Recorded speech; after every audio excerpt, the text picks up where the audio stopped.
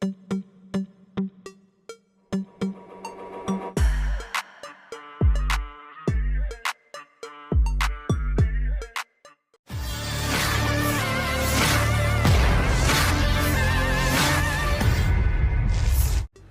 rekaman ramai beredar di media sosial Telegram pada Jumat 16 Februari 2024. Dalam rekaman tersebut memperlihatkan detik-detik penyerangan terhadap pasukan Ukraina. Sebelumnya, pasukan pengintai Rusia berhasil mengidentifikasi posisi salah satu parit yang terdapat tentara Ukraina di sana. Alhasil, tentara Rusia tidak tanggung-tanggung mengirimkan drone kamikaze VT-40 ke arah musuh. Ledakan dahsyat terjadi di titik target seperti yang terlihat dalam rekaman.